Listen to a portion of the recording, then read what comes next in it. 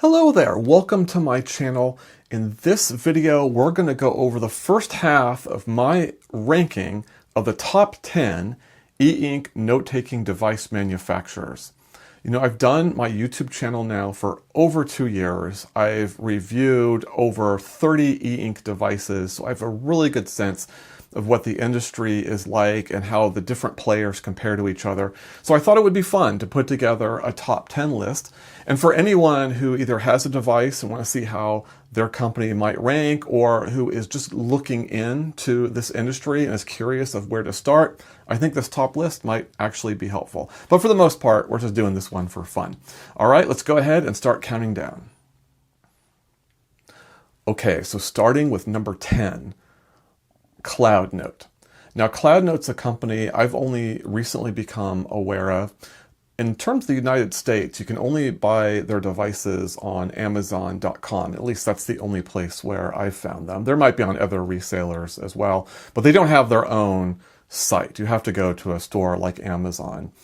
I would say CloudNote occupies what I would call the entry-level space in terms of e-ink note-taking. So it sits between e-readers, e-ink e-readers that are relatively inexpensive, $100, maybe a little bit more for a more premium one.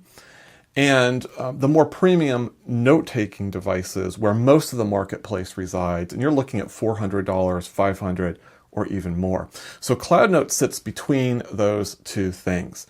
Now, in terms of its quality, I was really impressed with the device that I reviewed recently. I thought the hardware was pretty nice. Is it as good as the premium players? No, but I thought it was more than acceptable. And I found the software experience was generally pretty good as well. Simplistic, yes, but functional. The downside of the unit that I reviewed is that there were some software glitches that were kind of in your face, and in my opinion, made it so I couldn't recommend the device, and that's still true. But I still put CloudNote here at number 10 because it is occupying that space that really no one else in the marketplace is occupying. And with just a few software tweaks, they can actually make a much more compelling case for themselves by removing those bugs and maybe even adding just a little bit more functionality. So the promise is there. They're currently on the marketplace and no one else is in the space, so they get number 10. Now, some people may wonder, well, what about Mobiscribe? And Mobiscribe ultimately did not make the list at all. And it's not because they're not, say, better than CloudNote. If I had ranked Mobiscribe, it would have been on the list and higher than our number 10 entry. I'm not quite sure where I would have ultimately put them. But the reason why I didn't consider them at all is because they really are exiting the US market. Yes, you can still buy some of their devices on Amazon or directly from their own app, but they're clearly marking them down to clear inventory. They're not releasing new products. It looked like they would at one point and they pulled back. So that's the reason why I didn't consider Mobiscribe and why I would call CloudNote kind of the heir apparent for that entry-level space. The critical difference, of course, is that CloudNote isn't quite there, again, because of those software bugs, where Mobiscribe was. So we are kind of worse off as an industry at the entry-level space because the CloudNote just isn't as good as the Mobiscribe. So that's an unfortunate loss, but apparently the marketplace wasn't really interested in entry-level devices. Otherwise, the Mobiscribe should have done a lot better than it did. But anyway, number 10 is CloudNote. All right, number 9 on the list is Penstar. Penstar appeared in the US market toward the end of last year, and it's basically a recreation of a device sold in China under the name Hanwhan. Now, whether Penstar is actually related to that company or just purchased the devices, it's not clear what that relationship is. But Penstar is definitely an entity of some form here in the United States. And basically, it's rebranding that Hanwhan device here in the US market.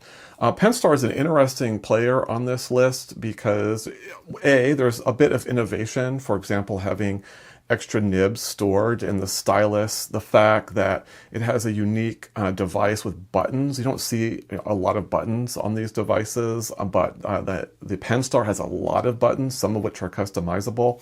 The fact that it doesn't have a touch screen, so all the input is through the stylus.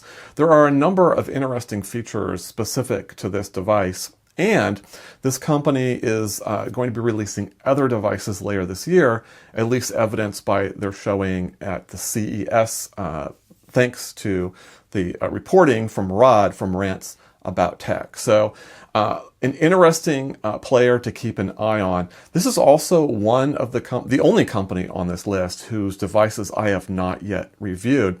I do hope to rectify that with one of their upcoming devices this year. And again, thanks about Rants About Tech, I know quite a bit about the device from those detailed reviews, and that's why I decided they could be ranked at number 9.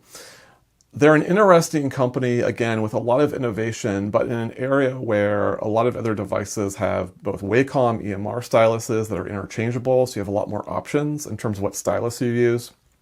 Touch capability, among other features. Penstar just isn't at the level of a lot of these other companies, and again, only has this one device out on the market, as intriguing as it is. Penstar also sells at a lower price point, generally speaking, than other devices, so it is more toward the entry-level point in the marketplace as well, which is also a compelling strong point for them. So for all those reasons, Penstar is number 9 on my list. That takes us to number 8, and in this spot I have Pocketbook. Little bit of a controversy, I guess, in that I'm not combining Pocketbook with Bigme. They are two distinct brands, and there is a business relationship between the two companies. If I remember correctly, I think it's Pocketbook that bought an interest in Bigme. But again, we're going to keep those separate.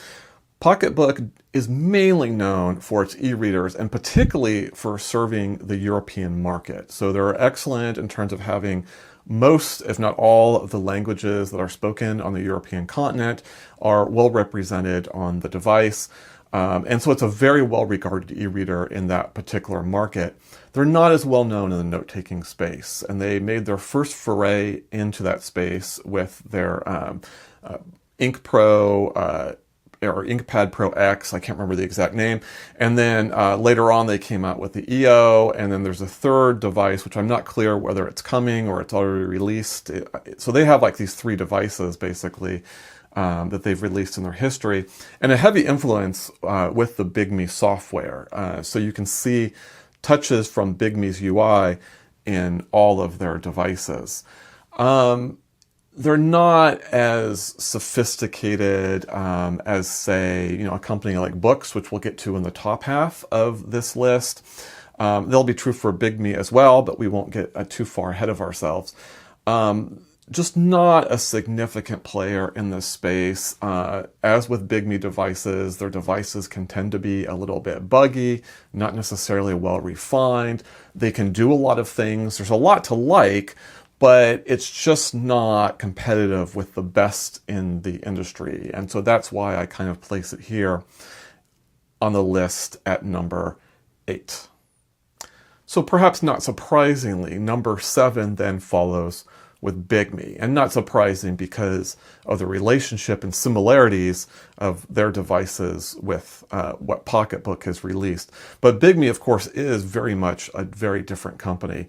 I don't think there's any other company on this list with as many products out on the market currently than Bigme. Bigme, in a lot of ways, has always labored under the shadow of Books, always trying to look for an angle that allows them to kind of get out from under that shadow. And they haven't quite figured that out yet, but I think currently they're getting a lot of momentum as it relates to their e-ink phones. They're not the first to come out with e-ink phones, but they've been kind of the latest mover and the most significant. And if you go to their Reddit page, it's clear that most posts are focused on the phones.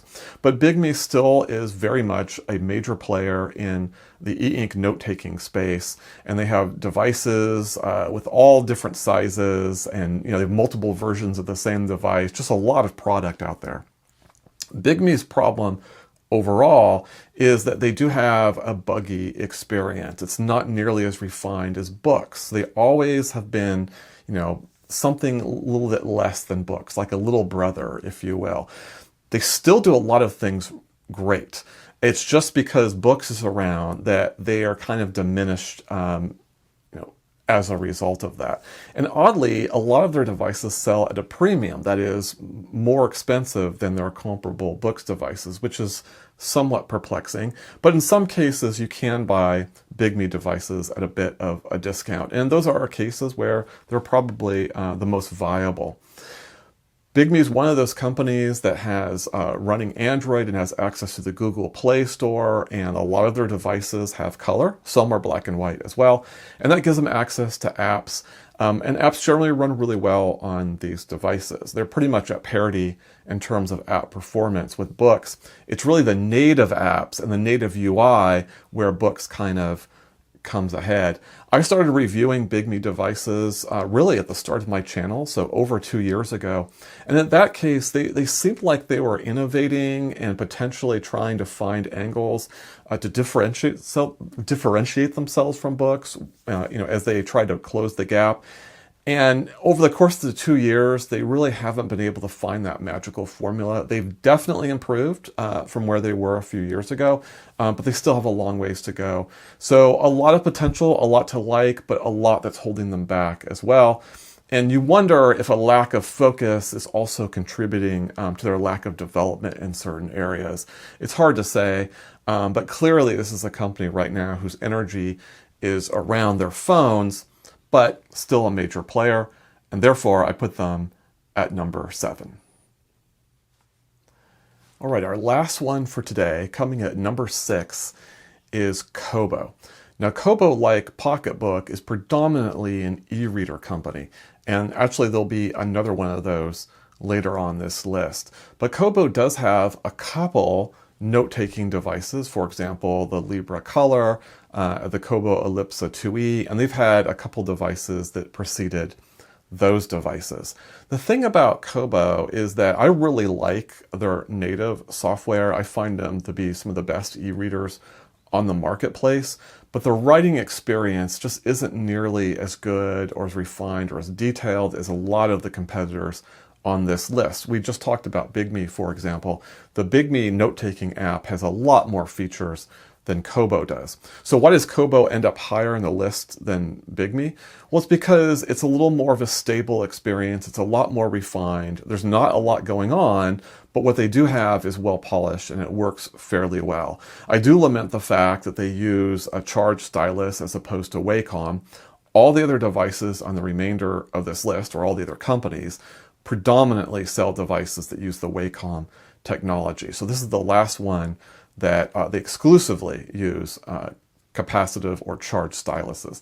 So that's unfortunate, and I don't think their stylus is necessarily great. It doesn't add or do anything better than Wacom, in my opinion. So it's unfortunate that not only is it a lesser stylus, but you have to charge it as well.